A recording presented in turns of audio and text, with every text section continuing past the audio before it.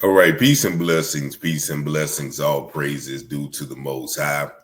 A shooting happened about 2 days ago in Pittsylvania, Virginia, which is right along the Virginia-North Carolina border, where a 36-year-old man shot three deputies as they came to serve him warrants for brandishing a firearm and other charges. And after he shot the three deputies, an hour-long standoff ensued where he was taken into custody safely.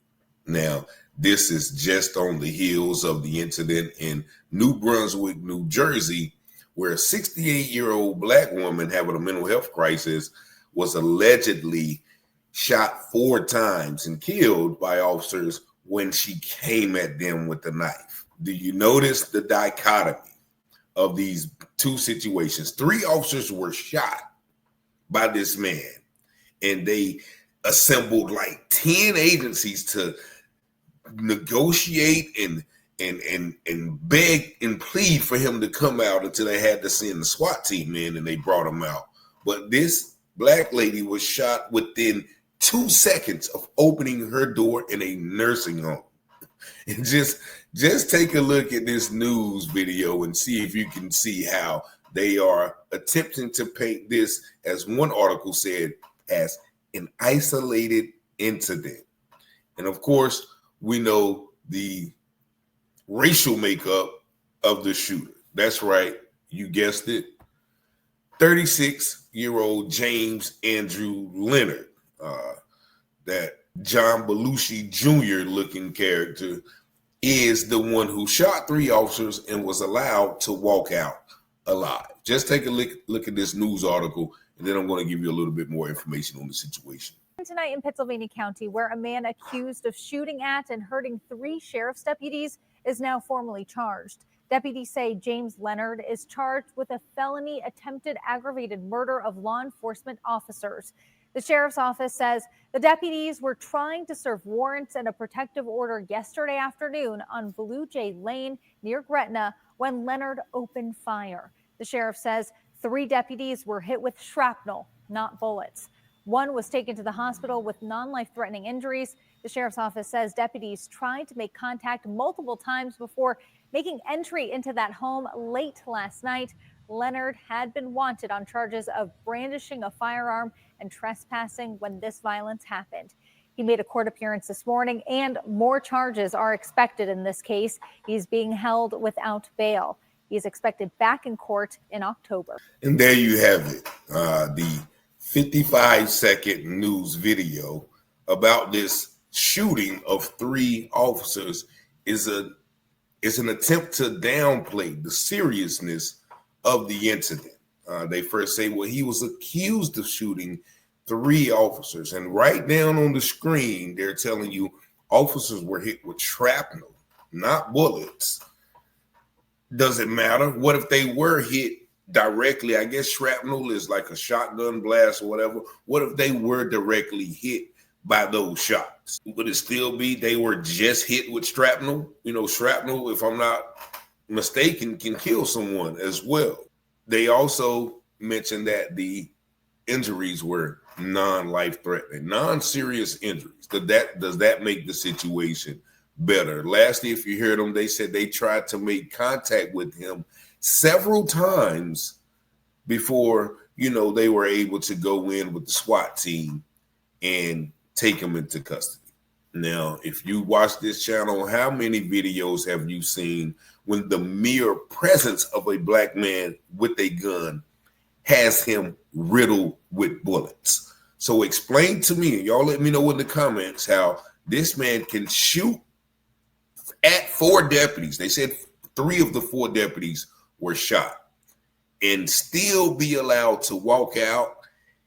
And if you look at that picture, he's not worried about a thing. Look at this picture again. He looks so unbothered, right?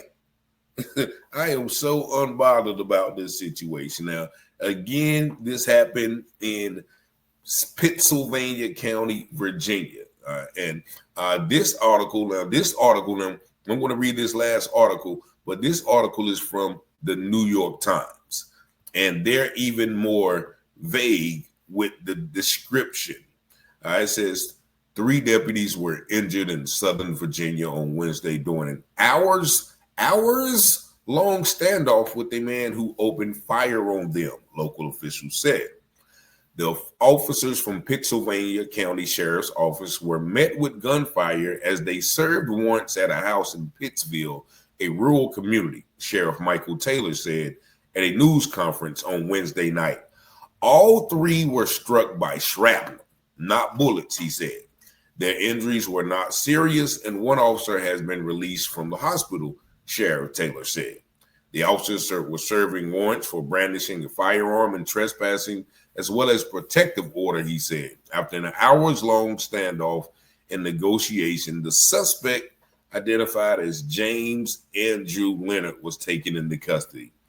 Mr. Leonard has not been charged. The incident appeared to be isolated, Sheriff said. Now, also take a look at the numerous agencies that they think in regards to taking him into custody safely. The Virginia State Police, Lynchburg Police Department, the ATF, FBI, U.S. Marshals, Danville Police, Chatham Police, Gretna Police, Sheriff Office from Amherst, Bedford, and Campbell counties, the Fire and Rescue. I mean, they brought the whole gauntlet of agencies out just to take this white man into custody safely after he shot 4 deputies, or he shot at 4 and only hit 3. Now, I have to point out the racial dynamic, because all throughout these years, we have seen, black men with cell phones, with candy bars, with Walkmans, with ear pods. Just the mention of a black man with a gun is an automatic death sentence. So y'all tell me why these police officers, these agencies, did not go in there shooting, i.e. Breonna Taylor, or i.e. Portasha Clark Brooks, the 70-year-old grandmother killed in Baltimore after she allegedly had a knife in her own house.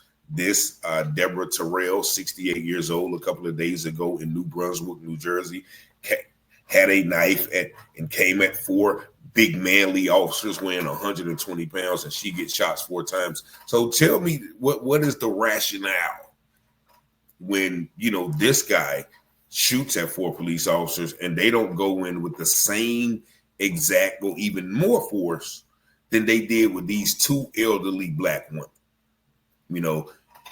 You can't explain this away to me. There's no reason why, if this man was a threat to society, he was a threat to the public, like they say when young black men running away, i.e. Ryan Hinton, and the many other stories I've covered, how is this not an equal threat? But once again, we all know that, this system of American justice protects whiteness at all costs, no matter how dastardly and dirty the deed. Once again, this happened a couple of days ago.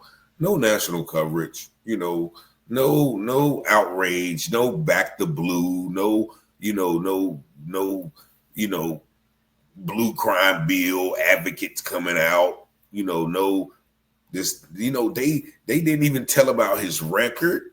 They didn't say, he was a thug, he was a criminal, this act of violence must be condemned. None of that. None of that. All of the vitriol about the Cincinnati brawl, none of this is directed to this good old American white boy. And I'm just waiting for the mental health narrative to come out in the news within the coming days. But, this is a story that we probably won't even follow, because there's probably not going to be any more information to follow. These deputies were not hurt. It was an isolated incident. They were hit with shrapnel, not bullets. So there's really nothing to see here. We're going to take them in safely into custody and, feed them some crumpets and whatever they feed them these days when they want to make them comfortable in the jail. But y'all let me know what y'all think about this video in the comments. Y'all see the number 919-587-7782. Thank y'all for watching, liking, sharing, and subscribing to the channel. And as always, peace and blessings. The scripture says all things that are hidden shall be revealed, and those things done in secret shall be exposed on the mountaintop. Let's go, Rich. Let's go. You watching Telehouse Publishing, breaking news coverage. Give you the truth before fake news throw mud in it. Before the jury decide and the judge discover it. You should tune in to Telehouse Publishing. Telehouse Publishing, breaking news coverage. The propaganda grammar, don't believe none of it. Before the jury decide and the judge discover it. You should tune in to Telehouse Publishing. Telehouse Publishing, breaking news coverage. Give you the truth before fake news throw mud in it. Before the jury decide and the judge discover it, you should tune in to Telehouse Publishing. Negroes have listened to the trickery and the lies and the false promises of the white man now.